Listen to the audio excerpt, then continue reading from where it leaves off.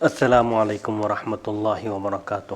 وعلیکم السلام ورحمۃ اللہ وبرکاتہ۔ جامعہ انواریہ حیدرآباد انڈیا اور باب العلم انواریہ ایجوکیشنل سوسائٹی کے زیر اہتمام تفسیر مظہری جلد 5 کا سلسلہ وار درس جاری ہے۔ برائے ایصال ثواب مولوی سید محمد عبدالواسع حسینی بخاری چشتی المعروف امان اللہ نورانی و فاطمہ امۃ القدیر صدیقی و سیدہ تنظیم فاطمہ ارم حسینی و بغرض صحت عاجلہ و کاملہ و درازی عمر و حفاظت از جملہ آفات و بلیات سیدہ فرحت فاطمہ حسینی المعروف سعدیہ بخاری۔ سورہ یوسف کا سلسلہ وار درس جاری ہے۔ آیت نمبر 84 کے تحت کچھ مختلف بحثیں آئی تھی، کچھ سوالات امکانی طور پر جو پیش آ سکتے ہیں ان سوالات کے جوابات دیے گئے تھے۔ ابھی سلسلے میں 2 اشکال اور باقی ہیں۔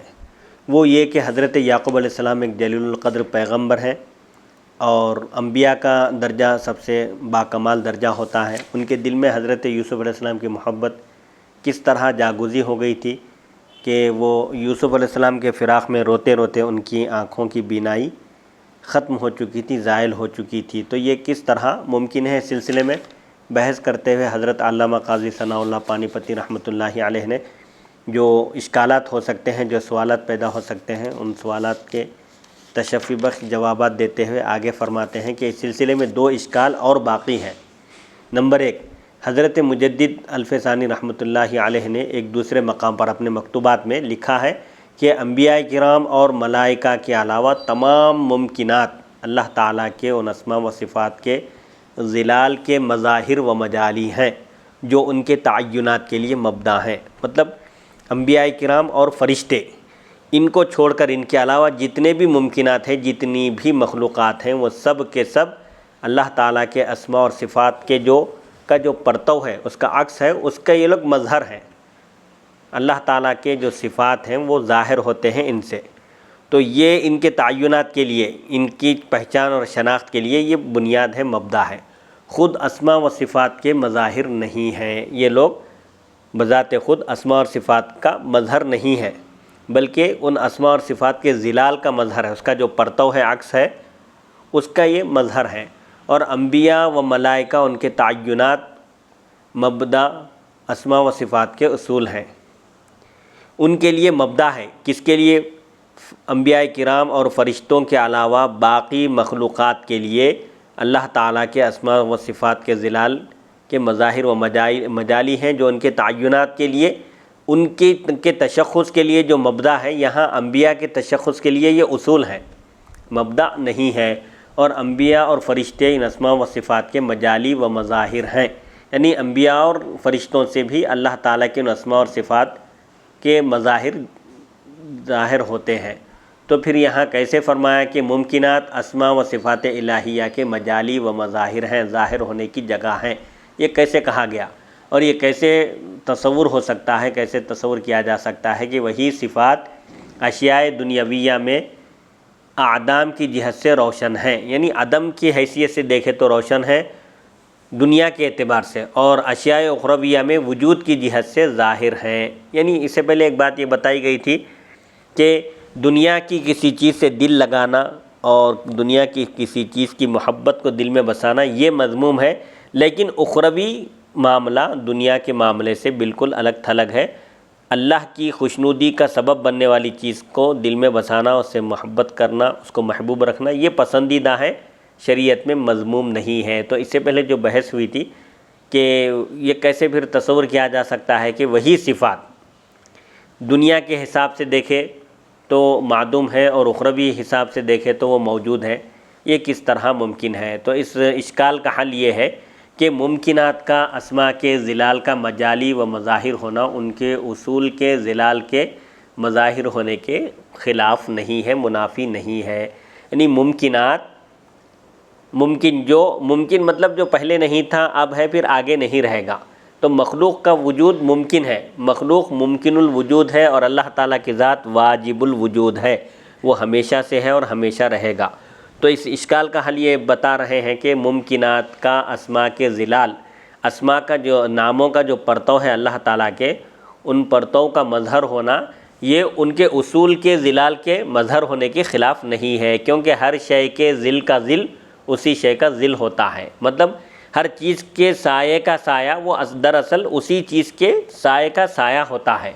بس اسماء و صفات انبیاء کرام میں ظلال کے واسطے کے بغیر روشن ہوتے ہیں۔ اسماء اور صفات، اسماء الہیہ، اسماء حسنہ اور صفات اللہ تعالیٰ کے، یہ انبیاء کرام اور مرسلین اعظام میں پرتوں کے واسطے سے، حقیقت نہیں پرتوں کے واسطے کے بغیر بھی روشن ہوتی ہیں، جبکہ وہی صفات دوسری ممکنات میں عکس اور پرتوں کے واسطے سے ظاہر ہوتی ہیں۔ انبیاء کرام میں براہ راست ظاہر ہوتی ہیں اور ممکنات میں ظلال پرتوں کے واسطے سے ظاہر ہوتی ہیں۔ پھر یہ صفات اشیاء دنیاویہ میں، دنیاوی چیزوں میں ظلال کے وجود اور ذات کے اعتبار سے روشن ہوتی ہیں۔ یہی صفات دنیاوی چیزوں میں پرتوں کے وجود اور ذات کے اعتبار سے نمایاں ہوتی ہیں، دکھتی ہیں، اور اشیاء اخرویہ میں خالص وجود اور ذات کے اعتبار سے روشن ہوتی ہیں۔ اخروی اشیاء میں جب اس کو دیکھا جائے گا تو ان کا وجود خالص ہوگا اور ذات کے اعتبار سے یہ وہ روشن اور منور ہوں گی، لہٰذا اس حساب سے دیکھا جائے تو ان دونوں کے درمیان کوئی منافات، کوئی ٹکراؤ نہیں ہے۔ اس طرح حضرت یوسف علیہ السلام کی تمام انبیاء پر، بلکہ اس ذات پر جو تمام سے افضل ہے، افضلیت لازم آتی ہے، کیونکہ سابق کلام یہ شعور دلاتا ہے، اس سے اوپر گزرا ہوا کلام یہ بتاتا ہے کہ حضرت یوسف علیہ السلام کے علاوہ باقی تمام انبیاء دنیا میں صفات الہی کی مجالی ان کے عدم کی جہت سے ہیں، یعنی اللہ تعالیٰ کے صفات کے ظاہر ہونے کے یہ مظاہر ہیں انبیاء کرام علیہم السلام دنیا میں۔ ان کے عدم کی جہت سے یہ معلوم ہوتا ہے کہ وہ عدم کے اعتبار سے دیکھا جائے تو یہ مظاہر ہیں۔ اس کا حل یہ ہے کہ یہ شعور لقب کے مفہوم کی وجہ سے ہے۔ بظاہر ایسا جو سمجھ میں آتا ہے کہ نعوذ باللہ من ذالک کی زاویے سے دیکھا جائے تو حضرت یوسف علیہ السلام تمام انبیاء سے افضل معلوم ہو گیا، حالانکہ ایسا نہیں ہے۔ تمام انبیاء میں سب سے افضل حضرت سیدنا محمد مصطفیٰ صلی اللہ علیہ وآلہ وسلم ہیں۔ تو یہ یہاں اس اعتراض کا جواب دیتے ہوئے کہتے ہیں، اس اشکال کا حل یہ ہے کہ یہ جو ایسا سمجھ میں آ رہا ہے یہ لقب کے مفہوم کی وجہ سے ہے، اور لقب کے مفہوم کا کوئی اعتبار نہیں ہوتا، بلکہ حق یہ ہے کہ تمام انبیاء کرام صفات الہی کی مجالی اور مظاہر ہیں۔ حضرت آدم سے لے کر حضرت پیغمبر آخر الزمان صلی اللہ علیہ وآلہ وسلم تک ہر نبی اللہ تعالیٰ کے اسماء حسنہ اور صفات الہیہ کا مظہر ہے۔ ان کے وجود کی جہت کے اعتبار سے، اور بقیہ انبیاء مظہر یعنی ظاہر ہونے کی جگہ، اللہ تعالیٰ کے جو صفات ہیں وہ عکس کی شکل میں انبیاء سے ظاہر ہوتے ہیں ان کے وجود کی جہت کے اعتبار سے، اور بقیہ انبیاء کرام سے آخرت کے حسن کا دنیا میں عدم ظہور اس وجہ سے نہیں ہے۔ بقیہ انبیاء کرام سے آخرت کے حسن کا دنیا میں ظاہر نہ ہونا اس وجہ سے نہیں ہے کہ وہ جہت عدم کی وجہ سے، عدم کے لحاظ سے دیکھا جائے تو صفات الہیہ کے مجالی ہے، بلکہ کسی مخفی ایک پوشیدہ چیز کی وجہ سے ہے جسے صرف اللہ تعالیٰ ہی جانتا ہے۔ حضرت مجدد الفسانی رحمۃ اللہ علیہ نے خاتم الرسل صلی اللہ علیہ وآلہ وسلم کے حسن کے متعلق لکھا ہے، آپ کے حسن و جمال، خوبصورتی کے متعلق لکھا ہے کہ محمد صلی اللہ علیہ وآلہ وسلم کا رب اور اس کے تعین کا مبدا علم اجمالی کی صفت ہے، اور یہ ذات کی اقرب ترین صفت ہے۔ اللہ تعالیٰ کی جو صفات ہیں، صفات ذاتیہ و جملہ سات ہے، تو علم بھی ایک صفت ہے اللہ کی، تو یہ صفت ذاتی ہے اور اللہ کی ذات کے سب سے زیادہ قریب والی صفت ہے۔ آپ دیکھتے نہیں کہ علم حضوری عالم اور معلوم کے ساتھ متحد ہوتا ہے۔ علم کی دو قسمیں ہیں منطق میں، ایک علم حضوری ہے اور ایک علم حصولی ہے۔ تو جو علم حضوری ہوتا ہے وہ عالم اور معلوم کے ساتھ جڑا ہوا ہے، عالم جاننے والا، معلوم جس چیز کو وہ جانا ہے، تو اس میں اتحاد ہوتا ہے عالم اور معلوم کے درمیان۔ اور اس کے علاوہ جو صفات ہیں، مثلا قدرت، عالم اور معلوم، عالم جاننے والا، معلوم جس چیز کو وہ جانی گئی چیز، تو عالم اور معلوم میں اتحاد ہوتا ہے۔ اور اس کے علاوہ جو صفات ہیں، مثلا قدرت، ارادہ، کلام، سمع اور بصر، یہ اس مقام کی نہیں ہے، یعنی اللہ تعالیٰ کے صفات ذاتیہ سات ہیں: قدرت، ارادہ، کلام، سمع، بصر اور علم، حیات، یہ صفات ذاتیہ کہلاتے ہیں۔ صفات ذاتیہ مطلب یہ ہے کہ وہ صفات جن کا عدم اللہ تعالیٰ کی ذات میں محال ہے، جس کی ضد سے اللہ تعالیٰ کو متصف نہیں کیا جا سکتا۔ جیسے علم ہے، علم کی ضد جہل ہے، جہالت، تو اللہ تعالیٰ کی ذات کو جہالت سے متصف نہیں کیا جا سکتا، تو علم اللہ تعالیٰ کی صفت ذاتی ہے۔ اسی طرح حیات ہے، حیات کی ضد موت ہے، موت، تو موت سے اللہ تعالیٰ کی ذات کو متصف نہیں کیا جا سکتا، اس حساب سے حیات اللہ تعالیٰ کی صفت ذاتیہ ہے۔ یہ جملہ 7 صفات میں علم سب سے زیادہ قریبی صفت ہے اللہ تعالیٰ کی، اور دوسرے صفات اس مقام کے، اس درجے کے نہیں ہیں، اور اجمال ازروئے درجے کے بلند اور ذات کے قریب۔ صفت اجمال یعنی اجمالی صفت علم ہے کہ اللہ تعالیٰ کو کائنات کی ہر شے کا علم ہے، وہ کائنات کی ہر شے کو اس کے کلیات اور جزئیات، اس کے ہر ذرے کے ساتھ جانتا ہے، پوری تفصیلات کے ساتھ، تو یہ درجے کے بلند اور ذات کے قریب ہے۔ یہ علم اللہ تعالیٰ کی ذات کی قریبی صفت ہے بنسبت اس کی تفاصیل کے۔ علم کے لیے ایسا حسن ذاتی ہے، نسبت اس کی تفاصیل، اس کی تفصیلات کے بجائے درجے کے بلند اور ذات کے قریب ہے۔ اجمال، ایک اجمالی علم ہوتا ہے، ایک تفصیلی علم ہوتا، تو اللہ تعالیٰ کو مکمل علم حاصل ہے، ہر چیز کا اس کو اجمالی علم بھی ہے اور تفصیلی علم بھی حاصل ہے، تو تفصیل کے مقابلے میں اجمالی علم درجے کے بلند اور ذات کے قریب ہے، یعنی ہر چیز کا اس کو علم ہے، اللہ تعالیٰ کو اس کی کلیات اور جزئیات کے ساتھ اس کو ہر چیز کا علم حاصل ہے۔ علم کے لیے پورا مکمل احاطہ، بنیادی ضروری چیزیں اس کے اجمالی طور پر جو اس کی معلومات ہو سکتے ہیں وہ بھی اللہ تعالیٰ کو معلوم ہے۔ تو علم کے لیے ایسا حسن ذاتی ہے جو دوسری صفات کے لیے نہیں ہے۔ علم کیا ہے؟ ایک ذاتی صفت ہے اور حسن والی صفت ہے، جبکہ دیگر صفات اس درجے کے نہیں ہیں۔ بس علم اللہ تعالیٰ کو دوسری صفات سے زیادہ محبوب ہے، اور علم کے لیے ایسا حسن و جمال ہے جس کی کوئی کیفیت نہیں ہے، یعنی علم کا جو حسن و جمال ہے اس کو کیفیت میں بیان نہیں کیا جا سکتا۔ اسی کمال لطافت اور بلند درجے کی وجہ سے حضرت محمد صلی اللہ علیہ وآلہ وسلم میں ایسا حسن و جمال ظاہر ہوا جسے اس دنیا میں دنیاوی آنکھوں کی قوت، طاقت اپنے ضعف کی وجہ سے، اپنی کمزوری کی وجہ سے ادراک نہیں کر سکتی، پا نہیں سکتی، احاطہ نہیں کر سکتی۔ یعنی حضور صلی اللہ علیہ وآلہ وسلم کو صفت علم سے خصوصیت کے ساتھ نوازا گیا ہے، تو علم کا جو حسن و جمال آپ کی ذات ظاہر ہوا، اس دنیا میں کسی آنکھ میں اتنی طاقت نہیں ہے کہ وہ اس علم کا احاطہ کر سکے، اس کا ادراک کر سکے، جیسے اس دنیا میں ذات الہیہ کا آنکھیں ادراک نہیں کر سکتی، جس طرح اس دنیا میں ماتھے کی آنکھوں سے کوئی اللہ تعالیٰ کی ذات کو نہیں دیکھ سکتا، ادراک نہیں کر سکتا، یعنی احاطہ نہیں کر سکتا، گھیرے میں پورے اپنے نہیں لے سکتا۔ آپ کا حسن و جمال آخرت میں ظاہر ہوگا۔ حضرت یوسف کا دنیا میں ظاہر ہوا تھا، اور آپ صلی اللہ علیہ وآلہ وسلم کا حسن و جمال آخرت میں ظاہر ہوگا۔ حضرت یوسف علیہ السلام کو اگرچہ دنیا میں حسن کے 2/3 عطا کیے گئے، مگر آخرت میں تو صرف حسن محمدی ہی حسن ہوگا، اور آپ کا جمال ہی جمال ہوگا۔ رسول اللہ صلی اللہ علیہ وآلہ وسلم نے فرمایا، میرے بھائی یوسف صبیح تھے اور میں ملیح ہوں۔ حوالے کے لیے دیکھیے صحیح مسلم، باب وجوب محبت الرسول، جلد 1 صفحہ 49۔ صبیح اور ملیح یعنی حضور پاک علیہ السلام کا حسن ایسا تھا کہ دیکھنے والا دیکھتے ہی رہ جاتا۔ یوسف علیہ السلام صبیح تھے، یعنی بہت زیادہ خوبصورت، نظر ٹکتی نہیں تھی ان پر، یعنی ان کے حسن و جمال میں جلال تھا، اور حضور پاک علیہ السلام کے حسن و جمال میں دونوں کا امتزاج تھا، حسین، جلال اور جمال کا، کہ جو کوئی حضرت علی رضی اللہ عنہ فرماتے ہیں نا کہ جو کوئی آپ کو پہلی مرتبہ دیکھتا، پہلی مرتبہ، تو وہ ہیبت زدہ ہو جاتا، یعنی اس کے اوپر ایک خوف طاری ہو جاتا، اور جو آپ سے گھل مل جاتا، یعنی آپ سے قریب ہو جاتا، اس کو معرفت حاصل ہو جاتی آپ کی، تو وہ آپ کے قریب ہو جا سکتا تھا۔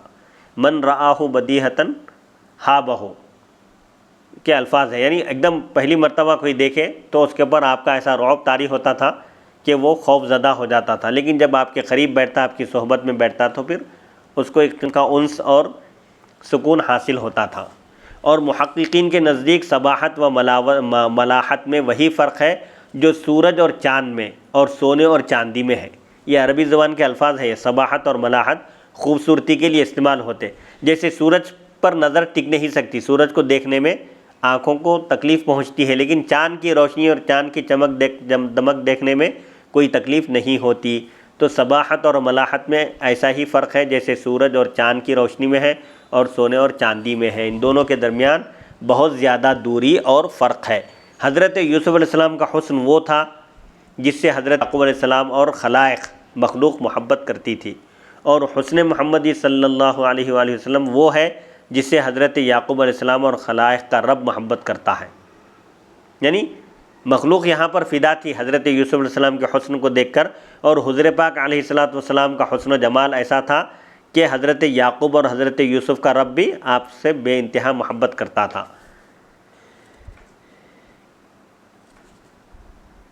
مٹی اور رب الارباب میں کتنا فرق ہے، یعنی ایک مخلوق کے دوسرے مخلوق کو چاہنے میں اور خالق کے مخلوق کو چاہنے میں ظاہر بات ہے زمین آسمان کا فرق ہے۔ جب یہ ثابت ہو گیا، معلوم ہو گیا کہ صوفی کا دل فنا فی اللہ، یہ کیا بولے، مخلوق اور حضرت یوسف علیہ السلام کے حسن پر حضرت یعقوب فدا تھے، چاہتے تھے، اور مخلوق بھی آپ کے حسن و جمال کی وجہ سے آپ پر فدا تھی، اور حضور پاک علیہ السلام کا حسن و جمال ایسا تھا کہ آپ کے حسن و جمال کو اللہ تعالیٰ بے انتہا چاہتا تھا، یعنی آپ اللہ کے بے انتہا محبوب ہیں۔ تو ایک مخلوق کی محبت مخلوق سے اس میں، اور ایک خالق کی محبت مخلوق سے، اس میں زمین آسمان کا فرق ہے۔ وہاں مخلوق کو چاہنے والے مخلوق ہے، یوسف کو چاہنے والے یعقوب ہیں، یوسف علیہ السلام کو چاہنے والی مخلوق ہے، اور یہاں حضرت علیہ السلام کو چاہنے والا یہ ساری کائنات کا خالق ہے۔ تو خالق کی محبت اور ہے، مخلوق کی محبت اور ہے۔ یعنی اس کا مطلب یہ ہے کہ تمام انبیاء میں سب سے زیادہ اللہ سبحانہ حضور صلی اللہ علیہ وآلہ وسلم کو چاہتے ہیں، اور سارے انبیاء بھی حضور کے محبوب ہیں، لیکن سب سے زیادہ حضور علیہ السلام اللہ کے محبوب ہیں۔ یہ مطلب نہیں ہے کہ اللہ سبحانہ انبیاء کو نہیں چاہتے ہیں اور صرف حضور علیہ السلام کو ہی چاہتے ہیں، اس کا مطلب یہ نہیں ہے، بلکہ اس کا مطلب یہ ہے کہ حضور صلی اللہ علیہ وآلہ وسلم کو تمام انبیاء میں اللہ سبحانہ سب سے زیادہ چاہتے ہیں، سب سے بڑا آپ کا مرتبہ ہے۔ اسی لیے وہ ایک شعر بھی ہے کہ یوسف علیہ السلام کے حسن کو دیکھ کر مصر کی عورتوں نے اپنی انگلیاں کاٹ لی تھی، لیکن حضور پاک علیہ السلام کے حسن و جمال کا یہ حال تھا کہ مردان عرب عرب کے جو مشہور شہسوار اور بہادر پہلوان شمار ہوتے تھے، انہوں نے تو اپنی گردنیں کٹا دی آپ کے ایک حکم کے اشارے پر۔ اب جب یہ ثابت ہو گیا تو معلوم ہو گیا کہ صوفی کا دل فنا فی اللہ کے مقام پر فائز ہونے کے بعد، یعنی صوفی ساری دنیا سے کٹ کر صرف اللہ کا ہو کر رہتا ہے، اس کے دل میں صرف اللہ کی محبت سمائی ہوئی ہوتی ہے، تو یہ فنا فی اللہ کی ذات میں صوفی فنا ہو کر اس مقام پر فائز ہونے کے بعد غیر اللہ میں مشغول نہیں ہوتا، اللہ ہی اللہ اس کی زبان سے نکلتا ہے، اس کے دل میں غیر اللہ کا خیال تک بھی نہیں گزرتا، اس کی مصروفیت، اس کا شغل صرف اللہ کی ذات ہوتی ہے، اور اس کے دل میں غیر اللہ کی محبت کی گنجائش نہیں ہوتی۔ لیکن صوفیہ کے دلوں کا انبیاء کرام کی محبت میں مشغول ہونا محبت الہی کے منافی یعنی خلاف نہیں ہے۔ صوفیہ کے دل میں انبیاء کرام کی محبت بھی ہونا یہ اللہ کی محبت کے خلاف نہیں ہے، کیونکہ انبیاء کی محبت بھی اللہ کی محبت ہی ہے، کیونکہ انبیاء کرام کی محبت عین اللہ تعالی کی محبت ہے۔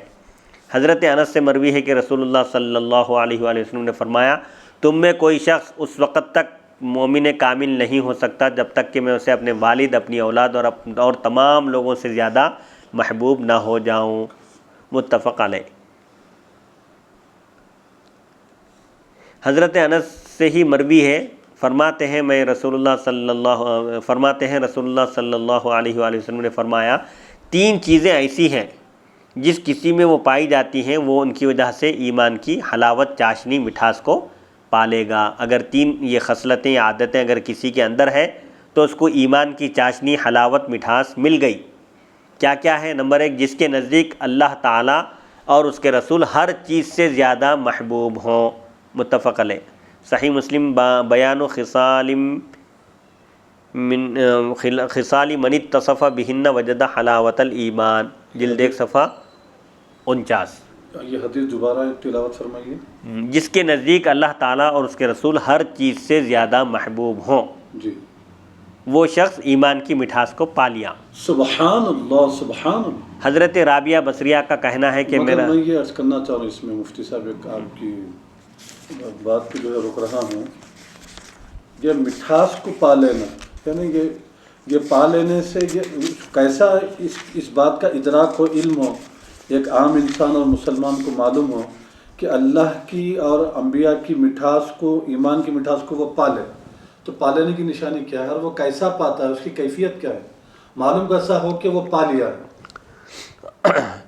تو اس میں ایک چیز سب سے پہلے یہ بتائی گئی کہ اس کے نزدیک ساری کائنات میں سب سے زیادہ محبوب اللہ اور اس کے رسول، اس کو محبوب ہونا ہے۔ تو حضور ایک سورہ آل عمران کی ایک آیت ہے، قُلْ إِن كُنتُمْ تُحِبُّونَ اللَّهَ فَاتَّبِعُونِی، محبت کی نشانی کیا ہے؟ اتباع۔ حضور پاک علیہ الصلاۃ کی جو کامل اتباع کرتا ہے، اخلاق میں، افعال میں، کردار میں، گفتار میں، رفتار میں، اپنی زندگی کے ہر گوشے میں جو سنتوں پر عمل پیرا ہوتا ہے، یہی نشانی ہے۔ اتباع محبت کی نشانی ہے، کیونکہ اللہ تعالیٰ حضور پاک علیہ الصلاۃ سے خطاب کر کے فرمایا، اے حبیب صلی اللہ علیہ وآلہ وسلم، آپ فرما دیجئے اگر تم اللہ سے محبت کرتے ہو، یعنی اگر تمہارا یہ دعویٰ ہے کہ تم اللہ کو چاہتے ہو، تو پھر میری پیروی کرو۔ اس دعوے کی دلیل کیا ہے؟ اتباع سنت، اتباع نبی۔ تو اس سے معلوم ہوگا کہ اگر کسی کی زندگی قرآن اور حدیث کے احکام کے مطابق گزر رہی ہے اور سنتوں سے محبت ہے، سنتوں کو اپنی زندگی میں اگر وہ جاری کر دیا ہے، تو سمجھیے یہ خود نشانی ہے اس کی، یعنی ایمان کی مٹھاس کو پا لیا اس نے، اس کی حلاوت کو پا لیا۔ اور مومن کی ایک نشانی یہ بتائی گئی ہے کہ جب وہ کوئی نیک کام کرے تو اس کو خوشی ہو، اور اسے جب کوئی غلط کام ہو، کوئی گناہ ہو، تو اس کو بے چینی ہو، تکلیف ہو۔ یہ ایمان کی نشانی ہے۔ اللہ۔ حضرت رابعہ بصریہ کا یہ کہنا کہ میرا دل اللہ تعالیٰ کی محبت سے لبریز ہے، اس میں محمد صلی اللہ علیہ وآلہ وسلم کی محبت کی گنجائش نہیں ہے، یہ خطا ہے، اور شکر کے غلبے کی وجہ سے یہ جملہ ان کی زبان سے نکلا ہے، یعنی بے خودی کی کیفیت میں انہوں نے ایسا کہا ہے، ورنہ حضور کی محبت بھی عین اللہ کی محبت ہے، حضور کی اطاعت عین اللہ کی اطاعت ہے۔ یہ ان کی زبان سے جو نکلا ہے کہ ابھی میرے دل میں صرف اللہ کی محبت ہے اور اس میں کسی دوسرے کی محبت کی گنجائش نہیں ہے، یہ ایسا کہنا غلط ہے، اور ان کی زبان سے نکلا ہے، وہ اپنے وقت کی ولی کامل تھیں۔ تو یہ بے خودی کی کیفیت جس میں بندہ مرفوع القلم ہو جاتا ہے، جس پر شریعت کے احکام جاری نہیں ہوتے، ایسی کیفیت میں، ایسی حالت میں ان کی زبان سے یہ کلمہ نکلا ہے۔ اور مجدد الفسانی رحمۃ اللہ علیہ کا ابتدائی حالت میں یہ کہنا کہ میں اللہ تعالیٰ سے محبت کرتا ہوں کیونکہ اس نے حضرت محمد صلی اللہ علیہ وآلہ وسلم کو پیدا فرمایا ہے، یعنی اللہ سے محبت اس وجہ سے ہے کہ اللہ نے حضور پاک علیہ السلام کو وجود بخشا۔ یہ جو ابتدائی حالت میں انہوں نے جو کہا ہے، یہ قول بھی ان سے بے خودی کے عالم میں ان کی زبان سے جاری ہوا ہے، شکر کی بنا پر ہوا ہے، لیکن اصالت کی نوع سے خالی نہیں ہے۔ یعنی بے خودی کے عالم میں اگر کوئی کلمہ نکل جائے اولیاء کرام صوفیہ سے، وہ مرفوع القلم ہوتے ہیں، اس وقت ان سے مواخذہ نہیں ہوتا، ان کے کلام پر گرفت نہیں ہوتی۔ کب؟ جبکہ وہ بے خودی کی کیفیت میں ہوں، گرفت یعنی پکڑ نہیں ہوتی۔ مسئلہ اس آیت کریمہ میں مصیبت کے وقت اظہار افسوس اور رونے کے جواز پر دلیل ہے۔ حضرت یعقوب علیہ السلام یہاں افسوس کا اظہار کیے، وَتَوَلَّى عَنْهُمْ وَقَالَ يَا أَسَفَا، جب بنیامین کو بھی وہ چھوڑ کر آ گئے یوسف کے پاس، تو آپ ان کی طرف سے رخ پھیر لیے اور کہا ہائے افسوس یوسف، یا اسفا علی یوسف وابیضت عینہ، اور آپ کی آنکھیں سفید ہو گئی تھی، یعنی آنکھوں کی بینائی جا چکی تھی۔ تو اس آیت سے معلوم ہو رہا ہے کہ مصیبت کے وقت افسوس کا اظہار کیا جا سکتا ہے اور رویا جا سکتا ہے، لیکن آواز نکال کر نہیں، نوحہ کر کے، جو نوحہ کی شکل ہے وہ نہیں ہونی چاہیے، جبکہ اس کے ساتھ نوحہ اور تمانچے مارنا، گریبان چاک کرنا وغیرہ نہ ہو۔ اس طرح رونا مراد ہے جس میں نوحہ کیا جا رہا ہے یا تمانچے مارے جا رہے ہیں چہرے پر یا کپڑے پھاڑے جا رہے ہیں، ایسا نہیں ہونا، کیونکہ غمزدہ ہونا اور افسوس کا اظہار یہ تکلیف کے تحت داخل نہیں ہے۔ یعنی کسی مصیبت پر غمزدہ ہونا اور افسوس کا اظہار کرنا یہ تکلیف کے تحت داخل نہیں ہے، یعنی یہ بندے کی فطرت میں ہے یہ چیز، کیونکہ بہت کم افراد ایسے ہوتے ہیں جو تکلیف کے وقت غم زدہ نہ ہو، یعنی تکلیف کے وقت، مصیبت کے وقت غم زدہ ہونا اور آنکھوں سے آنسو جاری ہونا یہ انسان کی فطرت ہے۔ ایک بعض لوگ اس سے مستثنیٰ ہوتے ہیں جو صبر کی طاقت رکھتے ہیں۔ صحیحین میں ہے رسول اللہ صلی اللہ علیہ وآلہ وسلم اپنے شہزادے حضرت ابراہیم کے پاس جلدی جلدی تشریف لائے، اس حال میں کہ آپ کی آنکھوں سے آنسو جاری تھے۔ حضرت ابراہیم علیہ السلام، آپ کے جو شہزادے تھے، صاحبزادے، ان کی وفات ہو گئی تھی، تو آپ فوراً تیزی سے تشریف لائے۔ جبکہ آپ کی آنکھوں سے آنسو جاری تھے۔ حضرت عبد الرحمن بن عوف نے پوچھا یا رسول اللہ آپ رو رہے ہیں؟ آپ صلی اللہ علیہ وسلم نے ارشاد فرمایا اے ابن عوف یہ رحمت ہے، یہ رحمت کے آنسو ہے۔ پھر آپ صلی اللہ علیہ وآلہ وسلم نے ارشاد فرمایا آنکھیں آنسو بہا رہی ہے، دل غمگین ہے، اور ہم نہیں کہتے مگر وہی بات جس سے ہمارا رب راضی ہے۔ انتقال کے موقع پر بھی آنکھوں سے آنسو جاری ہے، دل افسردہ ہے، غمزدہ ہے، لیکن زبان پر کلمہ شکایت نہیں ہے۔ سبحان اللہ، سبحان یعنی کوئی ایسی بات ہم زبان سے نہیں نکالتے جس سے اللہ ناراض ہو جائے۔ یہ اللہ کی مشیت، اس کی مرضی ہے جس کے آگے ہم سر تسلیم خم کرتے ہیں، لیکن غم کی اجازت ہے، رونے کی اجازت ہے، آنسو بہانے کی اجازت ہے، بس نوحہ نہیں ہونا اور غیر شرعی حرکات نہیں ہونے چاہیے۔ اے ابراہیم، پھر آپ نے فرمایا اے ابراہیم ہم تمہارے فراق میں، تمہاری جدائی میں غمزدہ ہیں۔ صحیح بخاری حوالے کے لیے دیکھیے صحیح بخاری باب انا بک لمحزونون، جلد 1 صفحہ 174۔ بعض روایتوں میں ہے کہ حضور پاک علیہ الصلوۃ والسلام کو روتے ہوئے دیکھ کر، آپ کی آنکھوں سے آنسو جاری ہوتے ہوئے دیکھ کر ایک صحابی نے پوچھا تھا، عرض کیا تھا کہ آپ رو رہے ہیں جبکہ آپ نے ہم کو رونے سے منع کیا۔ تو آپ نے اس موقع پر فرمایا کہ آنکھیں آنسو بہا رہی ہیں، دل افسردہ ہے، غمزدہ ہے، لیکن زبان پر شکایت کا کوئی کلمہ نہیں ہے۔ یہ ہے اصل شریعت کے جو احکام کہ کسی کے انتقال پر یا کسی مصیبت پر رونے کی، افسوس کرنے کی اجازت ہے شریعت کے حدود میں رہتے ہوئے۔ صحیحین میں حضرت اسامہ بن زید کی حدیث ہے کہ رسول اللہ صلی اللہ علیہ وآلہ وسلم اپنے نواسے کے پاس تشریف لائے، آپ کی آواز میں لڑکھڑاہٹ تھی اور آپ کی آنکھیں بہہ رہی تھی، یعنی آپ کی مقدس آنکھوں سے آنسو جاری تھے۔ حضرت سعد نے پوچھا یا رسول اللہ صلی اللہ علیہ وآلہ وسلم یہ کیا ہے؟ فرمایا یہ رحمت ہے جسے اللہ تعالیٰ نے اپنے بندوں کے دلوں میں رکھا ہے، جن کا دل اللہ نے نرم کیا ہے، وہ مصیبت کے وقت آنسو بہاتے ہیں، وہ اپنے رحیم بندوں پر رحم فرماتا ہے۔ یعنی یہ آنسو بہانا، مصیبت پر افسوس کا اظہار کرنا، مصیبت کے وقت غم کا اظہار کرنا، یہ اللہ تعالیٰ کی رحمت ہے۔ اللہ تعالیٰ جن بندوں کے دلوں کو نرم کر دیتا ہے ان سے اس طرح کا عمل صادر ہوتا ہے۔ حوالے کے لیے دیکھیے صحیح مسلم کتاب الجنائز جلد 1 صفحہ 301۔ صحیحین یعنی صحیح بخاری صحیح مسلم میں حضرت ابن عمر کی حدیث ہے، رسول اللہ صلی اللہ علیہ وآلہ وسلم نے فرمایا اللہ تعالیٰ آنکھ کے آنسوؤں کی وجہ سے عذاب نہیں دیتا، یعنی رونے کی وجہ سے عذاب نہیں دیتا، اور نہ دل کے غم زدہ ہونے سے عذاب دیتا ہے، لیکن وہ اس کی وجہ سے عذاب دیتا ہے یا رحم فرماتا ہے۔ اور آپ صلی اللہ علیہ وآلہ وسلم نے یہ کہہ کر اپنی زبان کی طرف اشارہ کیا۔ آنکھوں سے آنسو جاری ہونے سے گرفت نہیں ہوتی اور دل کے غمزدہ ہونے سے عذاب نازل نہیں ہوتا، بلکہ زبان سے اگر کوئی کلمہ شکایت ادا کرتا ہے، مصیبت آنے پر واویلا مچاتا ہے یا تقدیر کا شکوہ کرتا ہے، تو جب وہ اللہ تعالیٰ کے عذاب کی گرفت میں آتا ہے، اور اگر زبان سے اگر اللہ تعالیٰ کی حمد و ثنا بیان کرتا ہے، صبر کا اظہار کرتا ہے کہ یہ اللہ کی امانت تھی جسے اللہ تعالیٰ نے واپس لے لیا ہے، اس طرح کے اچھے کلمات کہتا ہے تو اللہ تعالیٰ اس بندے پر رحم فرماتا ہے، اور میت پر اس کے اہل خانہ کے نوحہ کرنے کی وجہ سے میت کو عذاب دیا جاتا ہے۔ حوالے کے لیے دیکھیں صحیح مسلم کتاب الجنائز جلد 1 صفحہ 301۔ صحیحین یعنی بخاری اور مسلم میں حضرت ابن مسعود کی حدیث ہے، جس نے منہ پر تمانچے مارے، گریبان چاک کیا اور زمانے جاہلیت کے پکارنے کی طرح پکارا، وہ ہماری جماعت میں سے نہیں ہے۔ یعنی تمانچے مارنا، چہرہ پیٹنا، چہرہ نوچنا، گریبان چاک کرنا، کپڑے پھاڑ لینا، زمانے جاہلیت میں جیسے سرداروں کو ان کے القاب اوصاف کے ساتھ پکار کر رویا کرتے تھے، خاص طور پر نوحہ کرنے والی ٹیمیں ہوا کرتی تھی، اس طرح کا عمل اگر کوئی امتی کر رہا ہے تو حضور فرماتے ہیں کہ وہ ہم میں سے نہیں ہے، ہمارے طریقے پر گامزن چلنے والا نہیں ہے۔ حوالے کے لیے دیکھیے صحیح بخاری باب لیس منا من ضرب الخدود جلد 1 صفحہ 173۔ صحیح ہے یعنی بخاری مسلم میں حضرت ابو بردہ سے روایت ہے کہ رسول اللہ صلی اللہ علیہ وآلہ وسلم نے فرمایا میں اس سے بری ہوں، الگ ہوں، جس نے مصیبت کے وقت بال مونڈ دیے یا گلا پھاڑ کر رویا چیخ چیخ کر، یا بلند آواز سے نوحہ کیا اور کپڑے پھاڑ لیے، یعنی میں اس سے بری ہوں، اس کا میرے سے کوئی تعلق نہیں ہے۔ حوالے کے لیے دیکھیے صحیح بخاری باب ما ینہی عن الحلق عند المصیبت جلد 1 صفحہ 173۔ یہ تھی آیت نمبر 84 کی تفسیر، اور اس کے تحت کچھ جو اشکالات آئے تھے ان کے جوابات دیے گئے۔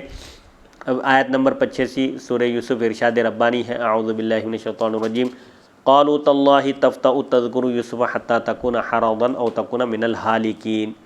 بیٹوں نے عرض کی، بخدا، قسم بخدا آپ ہر وقت یاد کرتے رہتے ہیں، تذکرہ کرتے رہتے ہیں یوسف کا، کہیں بگڑ نہ جائے آپ کی صحت یا آپ ہلاک نہ ہو جائیں۔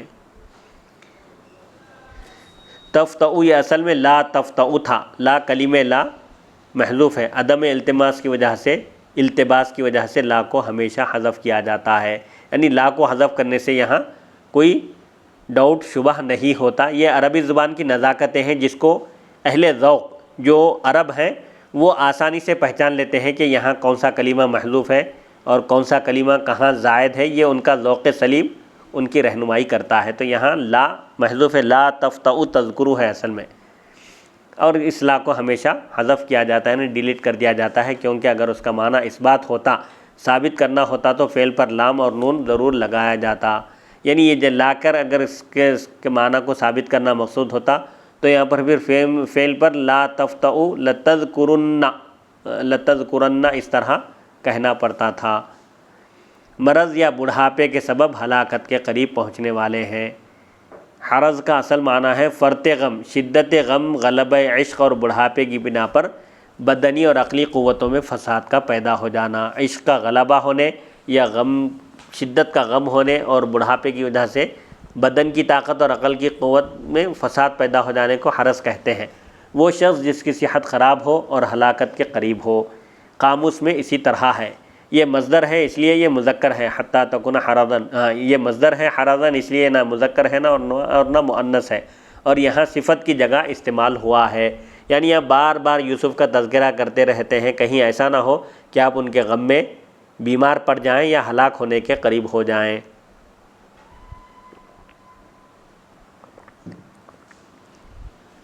یہ تھی آیت نمبر 85 کی تفسیر۔ آیت نمبر 86 ارشاد ربانی ہے، اعوذ باللہ من الشیطان الرجیم، قال انما اشکو بثی وحزنی الی اللہ واعلم من اللہ ما لا تعلمون۔ آپ نے فرمایا، حضرت یعقوب نے، میں تو شکوہ کر رہا ہوں اپنی مصیبت اور اپنے دکھوں کا خدا کی بارگاہ میں، اور میں جانتا ہوں اللہ کی طرف سے وہ جو تم نہیں جانتے۔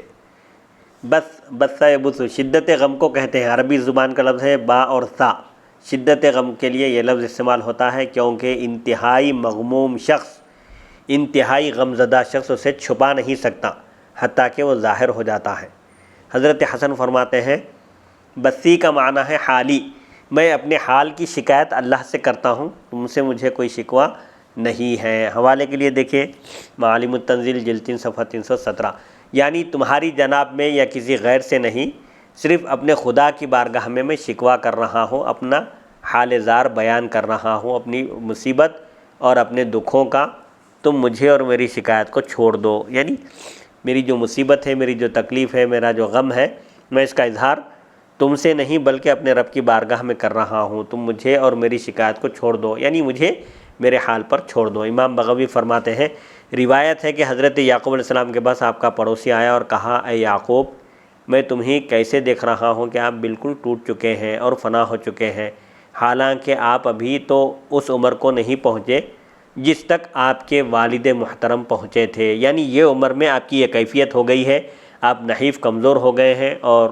ایسی کیفیت طاری ہو گئی، حالانکہ آپ کی عمر ایسی نہیں ہے، آپ کی اس کیفیت کے حساب سے آپ کے والد صاحب جس عمر کو پہنچے تھے حضرت اسحاق، آپ اس عمر کو نہیں پہنچے، لیکن اس سے پہلے آپ بہت زیادہ کمزور ہو گئے ہیں، دبلے ہو گئے ہیں۔ تو حضرت یعقوب علیہ السلام نے فرمایا، مجھے اللہ تعالیٰ کی جانب سے یوسف کے غم سے دوچار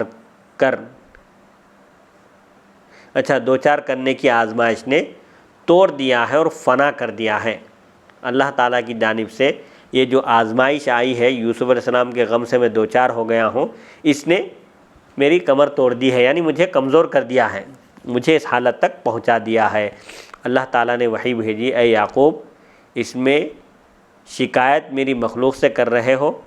حضرت یعقوب نے عرض کیا، اے میرے پروردگار، مجھ سے لغزش ہو گئی ہے، مجھے معاف کر دے۔ اللہ تعالیٰ نے فرمایا، میں نے تمہیں معاف کر دیا ہے۔ اس کے بعد سبحان اللہ، سبحان جب آپ سے پوچھا گیا تو آپ نے کہا، انما اشکو بثی وحزنی الی اللہ، یعنی میری شکایت یا میری تکلیف تو میں اللہ کی بارگاہ میں رکھتا ہوں، کیونکہ وہی تکلیفوں کو دور کرنے والا ہے۔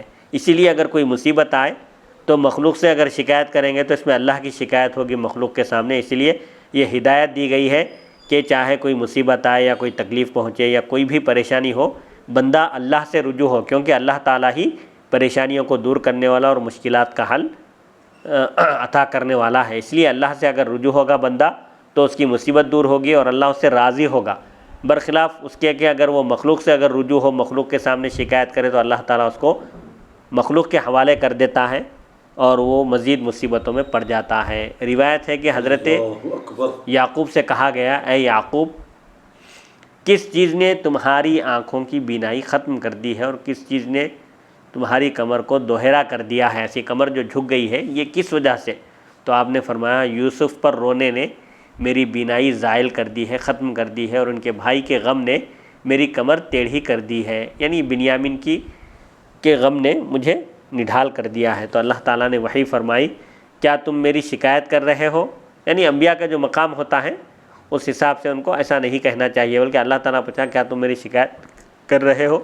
مجھے اپنی عزت کی قسم، میں تمہاری تکلیف کو دور نہ کروں گا یہاں تک کہ تم میری بارگاہ میں فریاد کرو. جب تک تم مجھ سے فریاد نہ کرو، مجھ سے مدد طلب نہ کرو، اس وقت تک میں تم کو اس آزمائش میں رکھوں گا، تمہاری اس تکلیف کو، اس آزمائش کو دور نہ کروں گا. تو اسی وقت آپ نے فوراً کہا، انما اشکو بثی و حزنی الی اللہ، سوائے اس کے کچھ نہیں کہ میں اپنے شدت غم اور اپنے تکلیف کی شکایت اللہ کی بارگاہ میں رکھتا ہوں. اللہ تعالیٰ نے پھر وہی بھیجی کہ مجھے اپنی عزت کی قسم، اگر وہ دونوں انتقال بھی کر جاتے، حضرت یوسف اور حضرت بنیامین دنیا سے رخصت بھی ہو جاتے، تو میں ان دونوں کو آپ کی خاطر زندہ کر دیتا، دوبارہ نکال کر لاتا ان کو قبروں سے.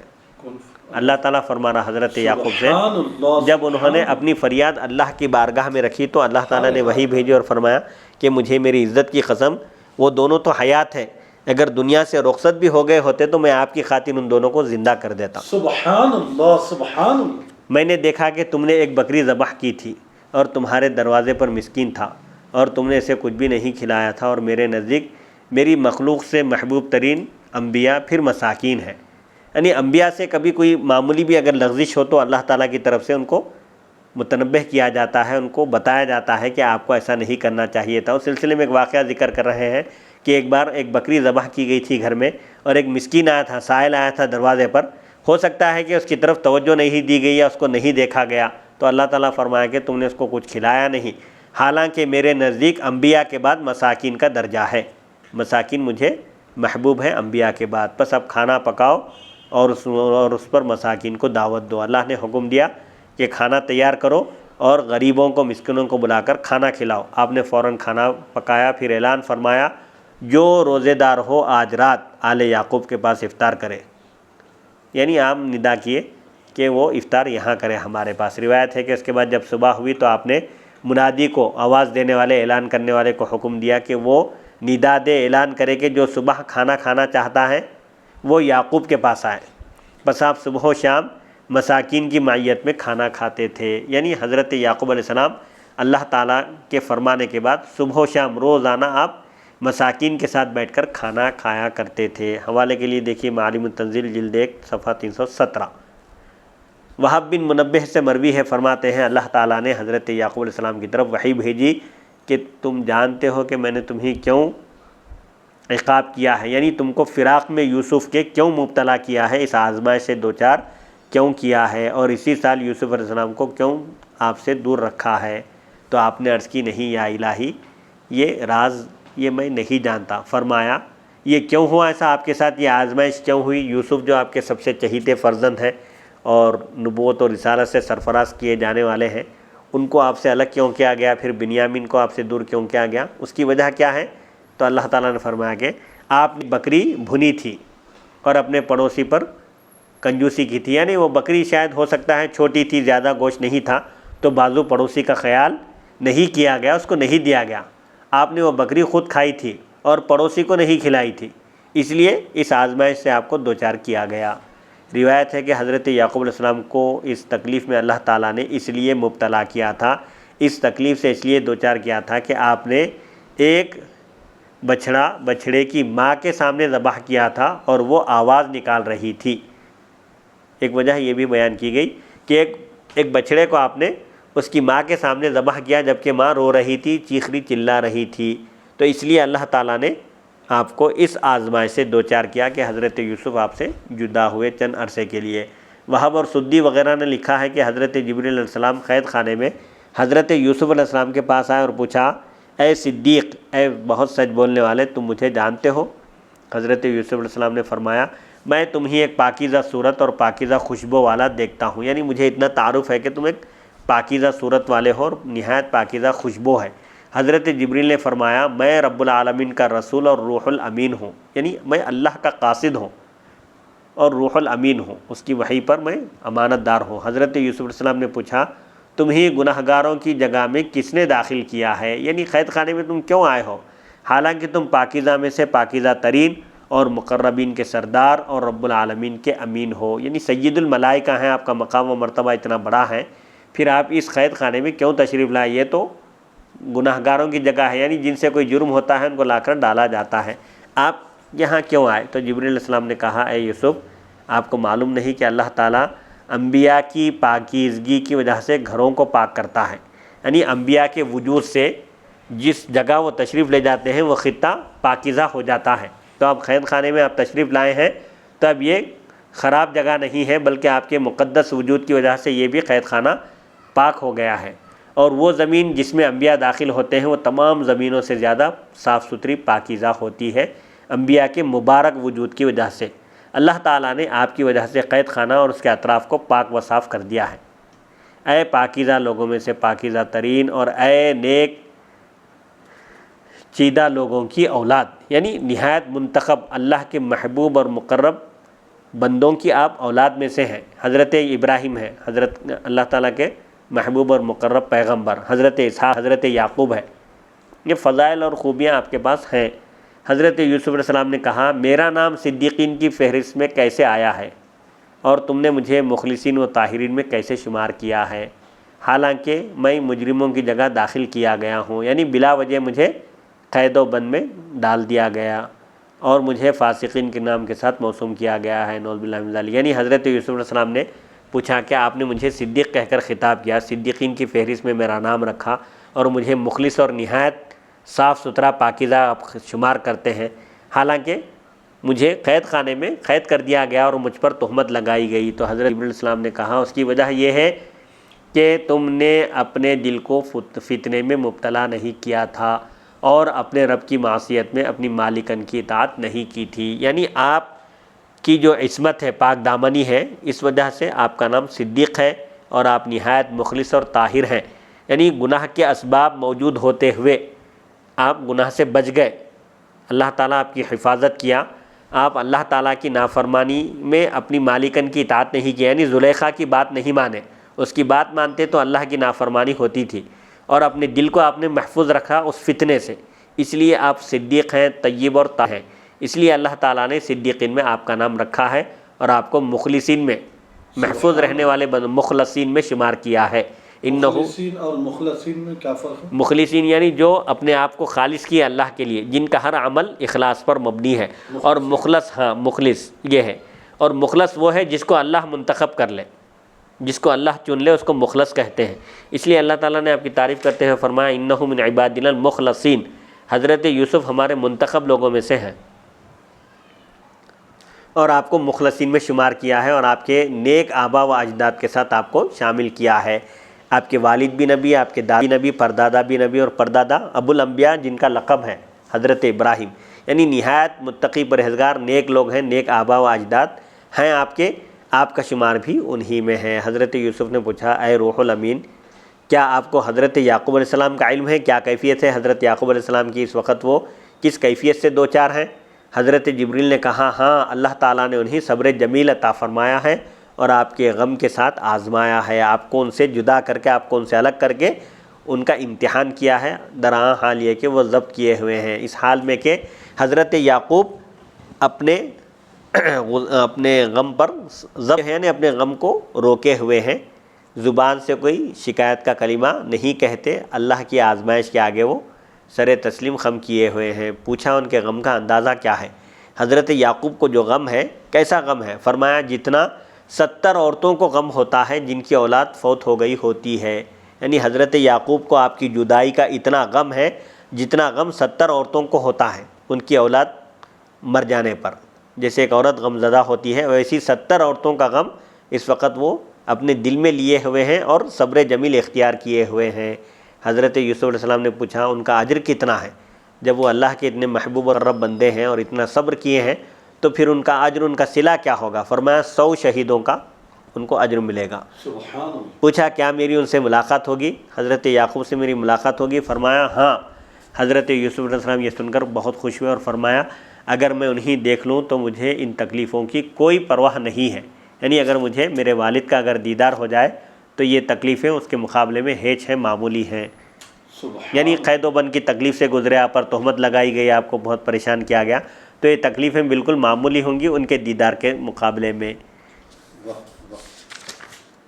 وَأَعْلَمُ مِنَ اللَّهِ مَا لَا تَعْلَمُونَ، میں اللہ کی صنعت اور اس کی رحمت کو جانتا ہوں۔ اللہ کا جو کرم ہے بندوں پر، اس کا جو معاملہ ہے رحمت کا، میں جانتا ہوں کہ پکارنے والے کو وہ خائب و نامراد نہیں کرتا۔ اللہ تعالیٰ کی شان یہ ہے کہ جو اس کی طرف رجوع ہوتا ہے، اس کی بارگاہ میں اپنے ہاتھ پھیلاتا ہے تو وہ اس بندے کو ناکام نہیں کرتا، خالی ہاتھ نہیں لوٹاتا، اور اپنے فریادی کو کبھی بے یار و مددگار نہیں چھوڑتا۔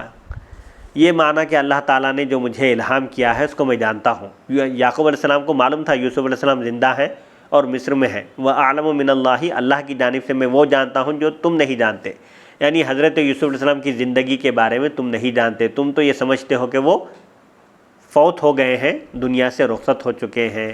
روایت ہے کہ ملک الموت نے حضرت یعقوب علیہ السلام کی زیارت کی، آپ سے ملاقات کی، تو حضرت یعقوب نے پوچھا اے میرے فرشتے جس کی خوشبو بڑی پیاری اور صورت بڑی دلربا ہے، کیا تم نے میرے بچے کی روح قبض کر لی ہے؟ تو ملک الموت نے کہا نہیں۔ حضرت یعقوب پوچھ رہے ہیں حضرت اسرائیل سے، یوسف کو یہ لوگ کنویں میں ڈال دیا اور بھیڑیا کھا لیا ہوا ہے، کیا تم روح قبض کرے ان کی، انہیں زندہ ہے یا نہیں پوچھے؟ تو حضرت یعقوب علیہ السلام کو جب ملک الموت نے نفی میں جواب دیا، کہا کہ میں نے یوسف کی روح قبض نہیں کی تو آپ کو سکون مل گیا، قرار آ گیا، اطمینان ہو گیا اور ان کے دیدار کی آپ امید کرنے لگے۔ بعض فرمائیں اس کا یہ مفہوم ہے وَأَعْلَمُ مِنَ اللَّهِ مَا لَا تَعْلَمُونَ، کہ میں جانتا ہوں کہ حضرت یوسف کا خواب سچا تھا، اور میں اور تم عنقریب ان کے آگے جھکیں گے، ان کو سجدہ کریں گے، انہوں نے جو خواب میں جو دیکھا تھا وہ خواب ان کا سچا ہے۔ سدی کہتے ہیں جب حضرت یعقوب علیہ السلام کو اپنے بیٹے نے بادشاہ کی سیرت کے متعلق بتایا، مصر کے جو بادشاہ ہیں ان کے اخلاق، ان کے کردار یہ ہیں، تو حضرت یعقوب علیہ السلام کے نفس نے محسوس کیا اور امید کی اور فرمایا شاید وہ یوسف ہو، یہ جو اخلاق ہیں یہ ایک پیغمبر کے اخلاق ہیں، یہ پیغمبرانہ اخلاق ہیں، ممکن ہے جو اس وقت مصر کے بادشاہ ہیں وہ یوسف ہی ہوں۔ حوالے کے لیے دیکھیے معالم التنزیل جلد 3 صفحہ 317 تا 18۔ ابن ابی حاتم نے نضر بن عربی سے روایت کیا ہے، فرمایا مجھے یہ بات پہنچی ہے کہ حضرت یعقوب علیہ السلام 24 سال اس حالت میں رہے کہ آپ کو علم نہ تھا کہ یوسف زندہ ہیں یا وصال فرما گئے ہیں، حتیٰ کہ ملک الموت انسانی شکل میں آئے، اور آپ نے پوچھا تم کون ہو؟ تو انہوں نے کہا میں ملک الموت ہوں۔ تو آپ نے فرمایا میں تمہیں خدا کا واسطہ دے کر پوچھتا ہوں کہ تم نے حضرت یوسف علیہ السلام کی روح قبض کر لی ہے؟ تو فرشتے ملک الموت نے کہا نہیں۔ تو اس وقت آپ نے فرمایا وَأَعْلَمُ مِنَ اللَّهِ مَا لَا تَعْلَمُونَ۔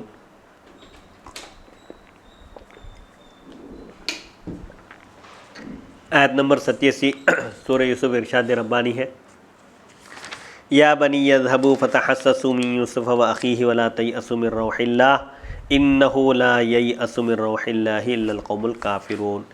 اے میرے بیٹو جاؤ اور سراغ لگاؤ، پتہ لگاؤ یوسف کا اور ان کے بھائی کا، اور مایوس نہ ہو جاؤ رحمت الہی سے، بلا شبہ مایوس نہیں ہوتے رحمت الہی سے مگر کافر لوگ ہی اللہ کی رحمت سے مایوس ہوتے ہیں۔ مومن کا شیوا اللہ کی رحمت سے مایوسی نہیں ہے۔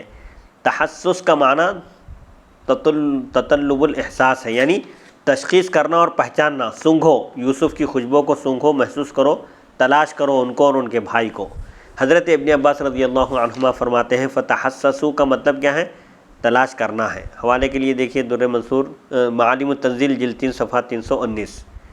ولا تیأسوا یعنی مایوس نہ ہو جاؤ اللہ کی رحمت سے۔ بعض فرماتے ہیں اس کا مطلب ہے اللہ کی طرف سے خوشی اور انہی روح پھونکنے سے مایوس نہ ہو جاؤ، یعنی اب یوسف کو تلاش کرو گے تو یوسف مل جائیں گے، تو یہ جو خوشی ملے گی اور اللہ تعالیٰ ہو سکتا اب جیسا تم سمجھ رہے ہو کہ یوسف تمہاری نظر میں فوت ہو گئے، دنیا سے رخصت ہو گئے، اگر زندہ نظر آئے تم کو تو پھر تم مایوس نہ ہو جاؤ۔ یعنی جو اللہ تعالیٰ کی ذات اور اس کی صفات کا انکار کرنے والے لوگ ہیں وہی لوگ رحمت الہی سے مایوس ہوتے ہیں، لیکن عارف اللہ تعالیٰ کی ذات و صفات کا عرفان رکھنے والا رحمت الہی، عارف رحمت الہی، اللہ تعالیٰ کی رحمت کو جاننے والا کسی حال میں بھی اللہ تعالیٰ کی رحمت سے مایوس نہیں ہوتا۔ پس برادران یوسف مصر کی طرف پلٹے لوٹے یہاں تک کہ وہ مصر پہنچ گئے، پھر حضرت یوسف علیہ السلام کے پاس گئے۔ آیت نمبر 88 سورہ یوسف ارشاد ربانی ہے، فلما دخلوا علیہ قالوا یا ایھا العزیز مسنا واہلنا الضر وجئنا ببضاعۃ مزجاۃ فاوف لنا الکیل وتصدق علینا ان اللہ یجزی المتصدقین۔ پھر جب وہ گئے یوسف علیہ السلام کے پاس تو انہوں نے عرض کی، اے عزیز مصر، پہنچی ہے ہمیں اور ہمارے اہل خانہ کو مصیبت، اور اس مرتبہ ہم لے آئے ہیں حقیر سی پونجی۔ نیکسٹ ٹائم پہ دوسری مرتبہ ہم آپ کے پاس آئے ہیں تو معمولی ہمارے پاس معاوضہ ہے اناج خریدنے کے لیے، لیکن آپ کے کرم سے امید ہے پس پورا ناپ کر دیں آپ ہمیں پیمانہ، پورا ناپ کر دیں آپ ہمیں پیمانہ، اور اس کے علاوہ ہم پر خیرات بھی کریں، بے شک اللہ تعالیٰ نیک بدلہ دیتا ہے، اچھا بدلہ دیتا ہے خیرات کرنے والوں کو۔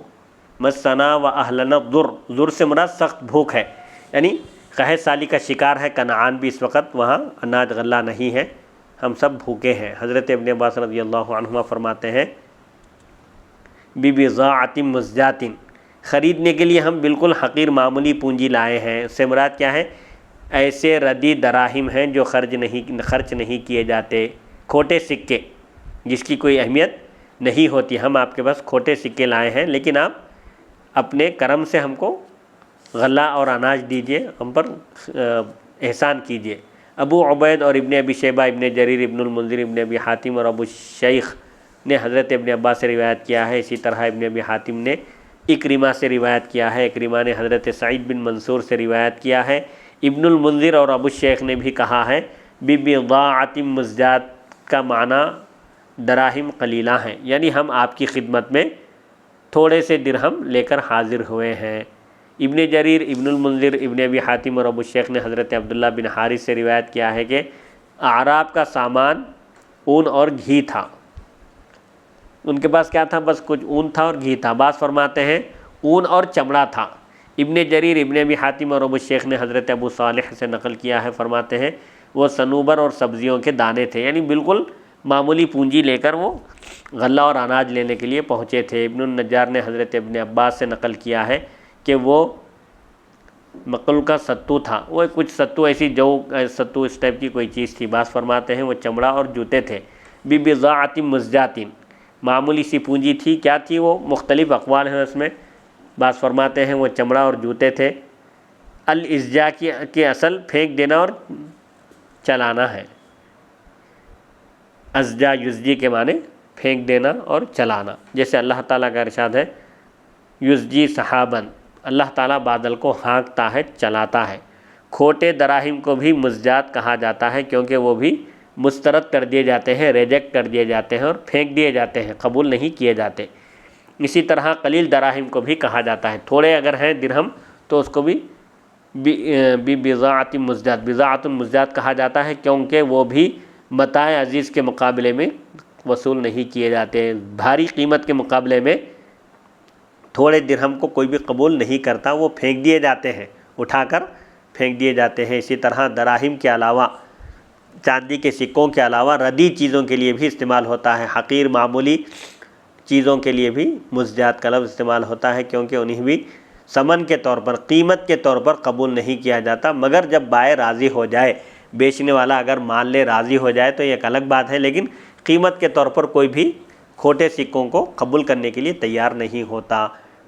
فَأَوْفِ لَنَا الْكَيْلَ، بھائیوں نے درخواست کی پس پورا ناپ کر دیں ہمیں، یہ قیمت کم ہے یا ردی کھوٹے سکے ہیں سمجھ کر آپ ہم کو کم نہ دیں، بلکہ پورا غلہ اناج دیں، پیمانہ جس طرح آپ نے ہمیں اس سے پہلے اچھی قیمت کے بدلے، عمدہ ثمن کے بدلے پورا پیمانہ دیا تھا۔ وَتَصَدَّقْ عَلَيْنَا، عمدہ اور ردی ثمنوں کے جو درمیان ہے، یعنی اچھی قیمت اور کھوٹی قیمت کے درمیان جو ہے، اس کے بدلے میں ہم پر مہربانی کریے اور ہمارے لیے کمی نہ کیجیے، یعنی احسان کر دیجیے۔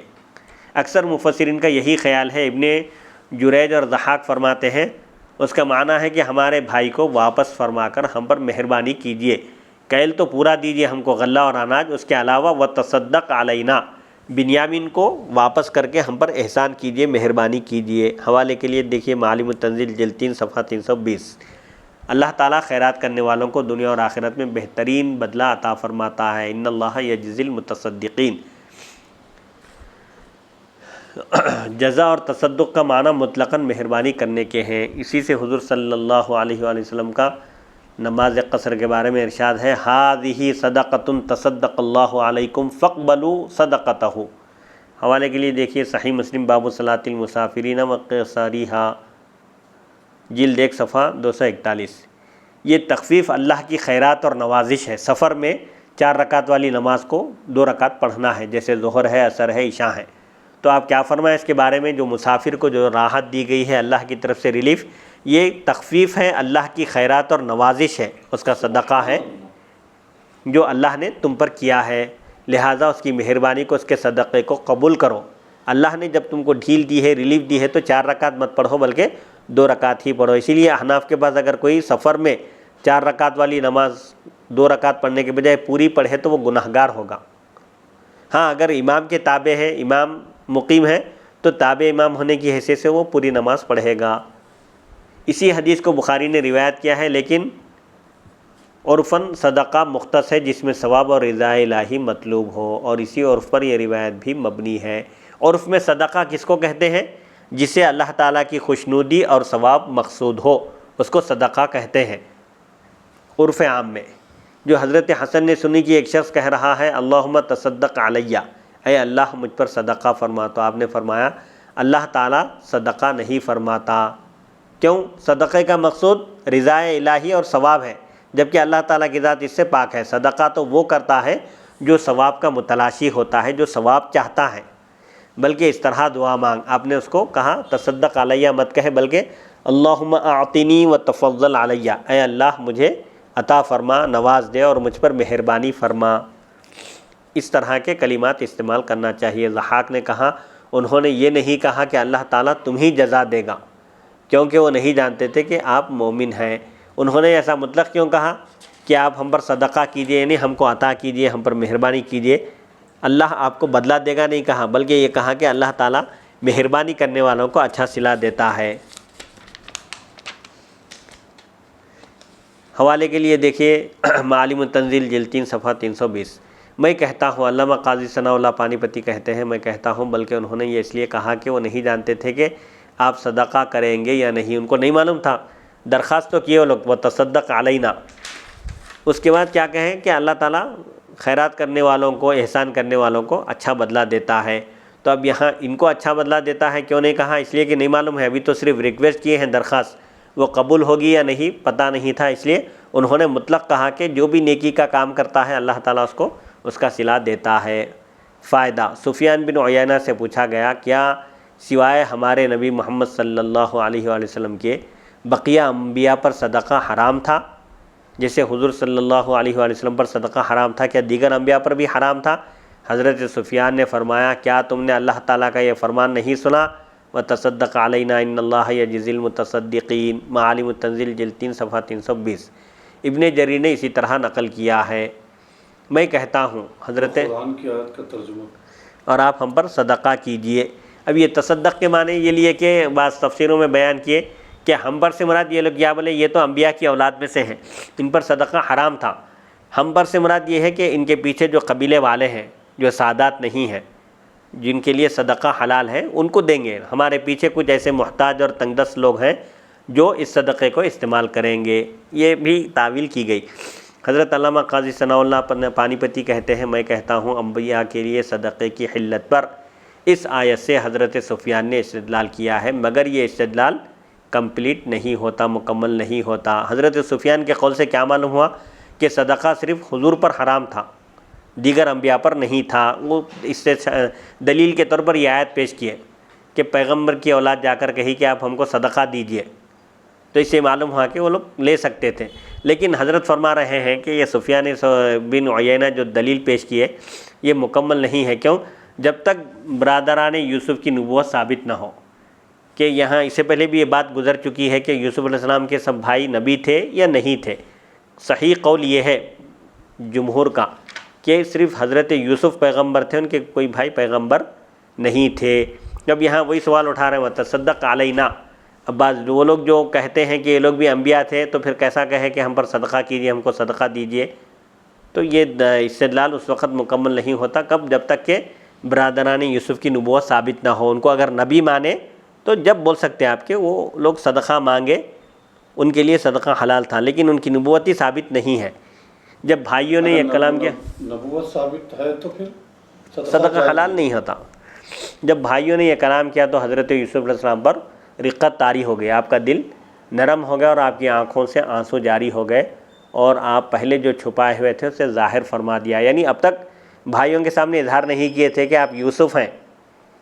دوسری ٹرپ میں جب بھائیوں کی یہ جو خستہ حالت دیکھیے اور ان کی زبان سے یہ جو ایک دم لجاجت اور عاجزی کی کیفیت دیکھے تو آپ کا دل نرم ہو گیا، آپ کا دل تڑپ اٹھا اور آپ کی آنکھوں سے آنسو جاری ہو گئے، اور پھر اب تک جو دل میں جو بات چھپائے تھے اب اس کو ظاہر فرما دیا آپ نے، جس کا ذکر انشاءاللہ اگلی آیت نمبر 89 99 میں ہوگا۔